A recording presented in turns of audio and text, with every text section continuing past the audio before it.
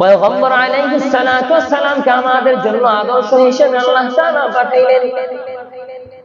পয়গম্বর আলাইহিস সালাতু ওয়াস সালাম ছোট থেকে মৃত্যুর আগ পর্যন্ত প্রতিটা ক্ষেত্রে উম্মতের জন্য একটা আদর্শ বাস্তবায়ন করে গেলেন।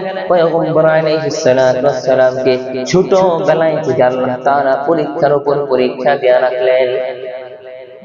মৃত্যুর আগ পর্যন্ত পয়গম্বরকে আল্লাহ তাআলা পরীক্ষা দিয়ে রাখলেন। জন্মের পর থেকে পয়গম্বর আলাইহিস সালাতু ওয়াস সালামের উপর আল্লাহ তাআলার পরীক্ষা। যে যাকে বেশি মুহাব্বত করে তার সাথে ভালোবাসাটা তত বেশি হয়, তাকে কাছে পাওয়ার জন্য মানুষ বেকারার হয়ে যায়। আল্লাহ তাআলা দেখে, আমি তো আমার বন্ধুকে দুনিয়ার মধ্যে পাঠাইলাম, আমার বন্ধু আমার জন্য কি করতে রাজি, আমার বন্ধু আমার জন্য কতটুকু করতে রাজি। আল্লাহ তাআলা পরীক্ষার উপর পরীক্ষা করলেন। ছোটবেলায় বাবাকে নিয়ে গেলেন, জন্মের আগে বাবা দুনিয়া থেকে গায়েব, বাবা ইন্তেকাল হয়ে যায়। পয়গম্বর জমিনে এসে বাবার মুখ দেখতে পারে নাই। প্রতিদিন বিকেল বেলা আরবের শিশুদের বাবারা এসে সন্তানকে নিয়ে যায়, একদিন, দুই দিন, তিন দিন। পয়গম্বর আলাইহিস সালাতু ওয়াস সালাম সন্ধ্যা হয়ে যায়, ঘরের মধ্যে ফিরে না। সন্ধ্যা হয়ে যায়, ঘরের মধ্যে ফিরে না। মা না ঘর থেকে বের হয়ে যায়, আমার সন্তান মুহাম্মদ এখনো কেন ঘরের মধ্যে ফিরে না? আরবের সমস্ত শিশুরা ঘরে ফিরে যায়, আমার মুহাম্মদ কই? মা পাগল পারা হয়ে আরবে গুলিতে খুঁজতে লাগে। মানুষদের ডাক দেয়া বলে, অনেক সকল আমার মুহাম্মদ কি দেখছো? আমার মুহাম্মদ তো ঘরে যায় নাই। মানুষ ডাক দেয়া বলে, তোমার ছেলে মুহাম্মদকে তো ভালোভাবে চিনি না, তবে মাঠের কিনারায় দেখলাম রাস্তার পাশে বসে বসে একটা শিশু কান্না করতেছে, মুখে বলে আমার বাবা কই? আরবের সমস্ত শিশুর বাবারা এসে তার সন্তানকে নিয়ে যায়, আমার বাবা তো আসে না, আমার বাবা কই? আমার বাবা নাই। আমেনা যখন শুনল, ছুটে এসে তার কাছে চলে যায়, সন্তানকে বুকে নিয়ে জড়ায় ধরে বলে, আয় আয় আয় সন্তান, আমার বুকে আয়।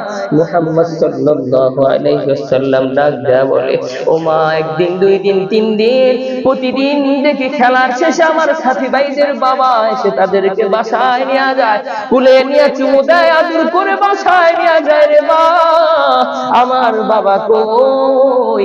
জন্মের পর থেকে এত বড় হয়ে গেলাম, এখনো বাবার চোখ দেখি নাই, এখনো বাবার মুখটা দেখি নাই, এখনো বাবার স্পর্শ আমি মুহাম্মদের গায়ে লাগে নাই।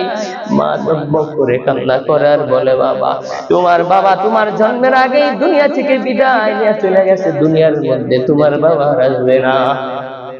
মুহাম্মদুর রাসূলুল্লাহ শিশু নবী আমার মাকে ডাক দেয়া বলে, মা, বাবার কবর কই? কবরটা জিয়ারত করার জন্য যাব, কবর জিয়ারতে চলে যাই। বাবার চেহারা যদিও দেখতে না পাই, কবরটা জিয়ারত করে আমার কলিজার মধ্যে যে জ্বালা, সেই জ্বালা মিটায় আসি। সন্তানের কাকুতি মিনতিতে আব্দুল মুত্তালিব দাদার কাছে থেকে বিদায় নিয়ে আমেনা এবং মুহাম্মদ সাল্লাল্লাহু আলাইহি ওয়াসাল্লাম সাথে উম্মে আইমান দাসীকে পাঠায় দিল বাবার কবর জিয়ারত করার জন্য। নবী যায়, বাবার কবরে যায়, নবী লাফ দিয়া উঠবা ঘোড়ার মধ্যে থেকে নামিয়া কবরের মধ্যে নামিয়া চিৎকার ছুড়ে দিল, বাবা বাবা করে কান্না রোল করে যায়। আল্লাহ তাআলা ফেরেশতাদেরকে বলো, ফেরেশতা আমার মুহাম্মদকে সরাও, কবর থেকে টান দিয়ে সরায় নাও। আমার মুহাম্মদের কান্নার রোল জমিন সহ্য করতে পারে না, বাতাস সহ্য করতে পারে না, কোন গাছপালা সহ্য করতে পারে না, এমনকি আমি আল্লাহ তাআলাও সহ্য করতে পারি না। আমার মুহাম্মদকে সরাইয়া নাও, সরায় নিয়ে যাও। অবস্থান করলেন, বাবার কবর জিয়ারতের পরে মার সাথে চলে আসবে। হঠাৎ করে মায়ের শরীর খারাপ হয়ে যায়, আবু নামক স্থানে এসে মা ডাক দেয়া বলে, মুহাম্মদ, বাবা আমার কুলে আয়, আমার মনে হয় হায়াত আর নাই, হয়তো মক্কা পর্যন্ত তোর সাথে আমি যাইতে পারবো না, আমার হায়াত মনে এখানে শেষ হয়ে যাবে। আয় আয় আয় বাবা আমার কলিজায় আয়, শেষবার শেষবারের মতো মায়ের আদর নিয়ে নে, শেষবারের মতো মায়ের সাক্ষাৎ নিয়ে নে, মায়ের চুমু নিয়ে নে। হয়তো সূর্য ওঠার পরে তোর জন্য স্বাভাবিক আর দিনটা থাকবে না, হয়তো সূর্য উঠবে আগের মতো তোর আর দিন কাটবে না। রে সন্তান, আয় আয় আয় আমার কুলের মধ্যে চলে আয়। সন্তানকে নিয়ে চুমু খায়, সন্তানও কাঁদে, মা মেনাও কাঁদে, মুহাম্মাদুর রাসূলুল্লাহ 6 বছরের শিশু মুহাম্মাদও কাঁদে। দুইজন কান্না করতে থাকে, কান্না করতে করতে আকাশ বাতাস ভারী হয়ে যায়, আকাশ বাতাস ভারী হয়ে যায়। হঠাৎ করে নবীর মা দুনিয়া থেকে ইন্তেকাল হয়ে যায়। যখন নবীর মা দুনিয়া থেকে ইন্তেকাল হয়ে যায়, পয়গম্বর আমার মাকে ধরিয়া কান্না করার বলে, রে মা, দুনিয়ায় আসার আগে দুনিয়ার মধ্যে আসলাম মাকে, বাবাকে পাই নাই, বাবার আদর পাই নাই। তোমার কাছে যা আমি বাবার শিক্ষা পাইছি, তোমার দ্বারা আমি বাবার অভাব পূরণ করেছি। রে মা, এখন আমি তুমিও চলে গেল, আমাকে কার কাছে রেখে গেল? আমি বড় এতিম, আমার মতে তোমার কেউ নাই। নবী পয়গম্বর কান্না করতেছে। উম্মে আইমান ডাক দেয়া বলে, বাবা লো, মক্কার জমিনে ফিরে যায়, লাশের সামনে লাশকে জড়ায় ধরে ভাবে কান্না করতে নাই। চিন্তার বিষয়, পয়গম্বরের তখন কেমন অবস্থা গেছে। মা দুনিয়া থেকে বিদায় নিয়ে চলে গেল, সান্ত্বনা দেওয়ার মতো কোনো ভাই নাই, কোনো ভাই নাই, বোন নাই, চাচা দাদা কেউ পাশে নাই। একা পয়গম্বর মরুভূমির মাঝে মার লাশকে দাফন করলেন। পয়গম্বরের কলিজার মধ্যে কেমন লাগছে। বড় হওয়ার পর মা বিদায় নেয়, আমাদের যারা বড় হওয়ার পরে মা বিদায় নিয়ে চলে যায়, এখনো মায়ের কথা মনে পড়লে কলিজার মধ্যে আঘাত লাগে। পয়গম্বর তো 6 বছরের শিশু, 6 বছর কালে বাবা আমাকে হারায় ফেলে মক্কার মধ্যে এসে বাবা দাদা আব্দুল মুত্তালিব দেখে যাওয়ার সময় আমেনা গেল, উম্মে আইমান গেল, পয়গম্বর নবী মুহাম্মদ সাল্লাল্লাহু আলাইহি ওয়াসাল্লাম গেল। উটের মধ্যে এখন আর 3 জন দেখা যায় না, উটের মধ্যে 2 জন। ব্যাপার কি? পয়গম্বর আলাইহিস সালাতু ওয়াস সালাম ঘোড়া বাউট থেকে নামিয়া পয়গম্বরের দাদা আব্দুল মুত্তালিবকে জড়ায় ধরে বলে, রে দাদা, বাবার কবর দেখতে গেলাম, বাবার কবরে জিয়ারতে যাইয়া বাবার কবর দেখতে যাই আমি মা হারাইয়া জনমের মতো এতিম। বাবার কবর দেখতে যাই আমি মাকে হারাইয়াছি, আমি মাকে হারাইয়া ফিরেছি। এখন আমি কাকে মা বলে ডাকবো? রে দাদা, আমি কাকে মা মা বলে ডাকবো? আমার মাও দুনিয়া থেকে বিদায়, বাবা দুনিয়া থেকে বিদায়। কলিজার মধ্যে কি একটু আঘাত লাগে না? পয়গম্বর ছোটবেলা থেকেই কষ্ট করতে করতে পয়গম্বরের ইন্তেকাল হয়ে গেল। শিয়াবে আবি তালিবের মধ্যে পয়গম্বরকে অবরোধ করে রাখা হলো। একটা সময় সাহাবায়ে কেরাম বর্ণনা করে কেমন কষ্ট পয়গম্বরকে দিয়েছে, কেমন কষ্ট দিয়েছে। খাবার শেষ, পানি শেষ, সবকিছু যখন শেষ হয়ে যায়, সাহাবায়ে কেরাম বলে, আমরা তরুলতা খায়া বাঁচছি। আমরা ওই শিয়াবে আবি তালিবের মধ্যে যখন পয়গম্বরকে অবরুদ্ধ করে রাখা হলো, সমস্ত আরববাসীর থেকে বিচ্ছিন্ন করে দেওয়া হলো, তাদের সাথে কোনো যোগাযোগ নাই, কোনো বাজার ঘাটে যাওয়া আসা নাই, সবকিছু বিচ্ছিন্ন করে দেওয়ার পর পয়গম্বরের সাহাবারা বলে, এমন সময় গিয়েছে, এমন সময় আমাদের দ্বারা পার হয়েছে, খাবারের জন্য কিছু নাই, আমরা গাছের পাতা খায়া খায়া দিন কাটাইছি। শুধু তাই নয়, এমন সময় দেখা গেছে আমাদের পায়খানাগুলা বকরির পায়খানার মতো হয়ে গেছে। কেন এত কষ্ট করলেন পয়গম্বর? কেন এত কষ্ট করলেন?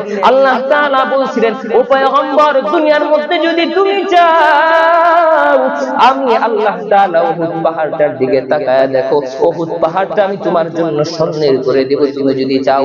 আল্লাহ তাআলা যদি চাইতেন পয়গম্বরকে কষ্ট ছাড়াই আরবের মধ্যে তাকে হিকমত যেরকম দান করেছিলেন, তাকে ওইরকম খেলাফত দান করতে পারতেন, তাকে ওইরকম ক্ষমতা দিতে পারতেন। এরপরও কেন দেন নাই? আল্লাহ তাআলা পয়গম্বর আলাইহিস সালাতু ওয়াস সালামের কষ্টটা উম্মতের মাঝে তুলে ধরতে চাইলেন। উম্মতের দল, আমি পয়গম্বরের এত কষ্ট কেন জানো? তোমাদের পর্যন্ত ইলায়ে কালিমাতিল্লাহ, আল্লাহ তাআলার ওয়াহদানিয়তের বাণী পৌঁছে দেওয়ার জন্য, আল্লাহ তাআলার একত্বতার বাণী পৌঁছে দেওয়ার জন্য আমি পয়গম্বর এত কষ্ট করলাম। উহুদের ময়দানে দান্দান মুবারক শহীদ করলাম, মাথার ভিতরে পেরাক ঢুকাইয়া মাথা থেকে জর্জর করে রক্ত বের করলাম। তায়েফের ময়দানে যাই, তায়েফের ময়দানে যাওয়ার পর কাফেরদের পাথরের আঘাতে আমি পয়গম্বরের শরীরটা ক্ষত বিক্ষত করলাম। কেন কেন কেন জানোনি? একমাত্র তোমাদের পর্যন্ত ইলায়ে কালিমাতিল্লাহ পৌঁছানোর জন্য। दिन की सूरज डूब रही है हम लोगों के सामने, रोज महशर क्या जवाब है मुस्तफा के सामने, रोज महशर क्या जवाब है मुस्तफा के सामने। আল্লাহ তাআলার পয়গম্বরের সেই দিন আমাদের থেকে মিটে যাইতেছে। কিয়ামতের দিন পয়গম্বর অবশ্যই জিজ্ঞেস করবে, উম্মত আমার দাঁত ভাঙা দিনের কি হেফাজত তুমি করছো? আমার মাথার মধ্যে পেরেক ঢুকে গিয়েছিল, তায়েফের ময়দানে আমি রক্ত ঝরাইছি, এই রক্ত মাখা দিনের কি হেফাজত তুমি করছো? কি হেফাজত তোমার দ্বারা হয়েছে? কতটুকু হেফাজত করছো? এখন নবীকে নিয়ে কটূক্তি করে নাউযুবিল্লাহ। রাসূলুল্লাহ সাল্লাল্লাহু আলাইহি ওয়াসাল্লাম বলেন, আনা খাতামুন নাবিয়্যিনা লা নাবিয়্যা বাদি, একমাত্র আমি শেষ নবী, আমার পর আর কোনো নবী আসবে না। কিন্তু এখনো পৃথিবীর আনাচে কানাচে দেখলে দেখা যায় এখনো নবী দাবি করে, এখনো নবী দাবি করে রাসূল সাল্লাল্লাহু আলাইহি ওয়াসাল্লামকে শেষ নবী মানে না। যে নাকি নবী দাবি করলো সে বেঈমান কাফের, এটা যেমন সত্য, তাকে যে বেঈমান কাফের মনে করবে না সেও কাফের, এটা যেমন সত্য। নবীর পর আর কোন নবী নাই। খতমে নবুয়ত কেন বলা হয়? রাসূলুল্লাহ সাল্লাল্লাহু আলাইহি ওয়াসাল্লামের মাধ্যমে নবুয়ত রিসালাতের যে সিলসিলা ছিল সেটাকে আল্লাহ তাআলা বন্ধ করে দিয়েছে। এখন কাদিয়ানীরা রাসূলুল্লাহ সাল্লাল্লাহু আলাইহি ওয়াসাল্লাম যে শেষ নবী এটা মানে না।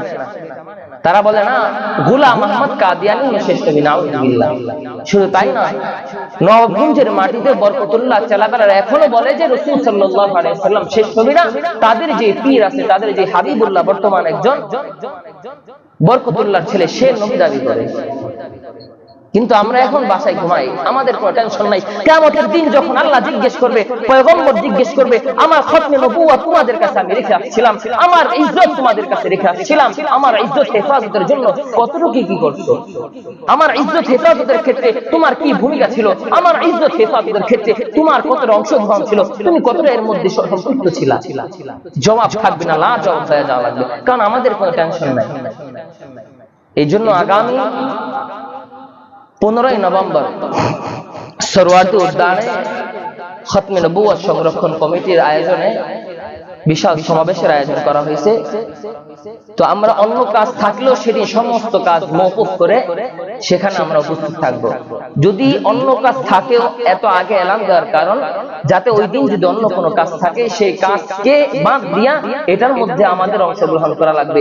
যদি আমি এটার মধ্যে অংশগ্রহণ না করি, অন্য কোনো কাজকে প্রাধান্য দিই, তার মানে আমি রাসূলুল্লাহ সাল্লাল্লাহু আলাইহি ওয়াসাল্লামের ইজ্জতের চেয়ে আমার কাজকে আমি বেশি প্রাধান্য দিলাম। রাসূলুল্লাহ সাল্লাল্লাহু আলাইহি ওয়াসাল্লামের খতমে নবুয়ত, রাসূল সাল্লাল্লাহু আলাইহি ওয়াসাল্লামের রিসালাতের যে সম্মান মর্যাদা, এটার চেয়ে আমি আমার কাজকে প্রাধান্য দিলাম। যদি আমি রাসূলের মহব্বত আমার মধ্যে না থাকে, রাসূল সাল্লাল্লাহু আলাইহি ওয়াসাল্লাম বলে, যদি বান্দা উম্মত আমি মুহাম্মদের চেয়ে অন্য কোনো কিছুকে বেশি মহব্বত করে, সে পরিপূর্ণ ঈমানদার না, সে পরিপূর্ণ ঈমানদার না, সে পরিপূর্ণ ঈমানদার না।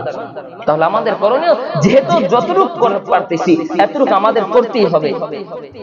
আর 10 তারিখ আগামী 10ই নভেম্বর নবাবগঞ্জ ডিএন কলেজের মাঠে এক সমাবেশ হবে এই খতমে নবুয়ত সম্পর্কেই। এই দুইটা দিন, এক হলো 10ই নভেম্বর আর এক হলো 15ই নভেম্বর। এই দুই দিন যদি অন্য কোনো কাজ থাকে, সমস্ত কাজকে ফালায়া এই দুইটা দিন আমার অবসর লাগবে। আর এই দুই দিন আমি দুই জায়গায় হাজির দেব ইনশাআল্লাহ। সবাই নিয়াত করতে পারি না? আর অবশ্যই নিয়াত করা দরকার। যদি আমি না যাই তাহলে আমি মুনাফিক।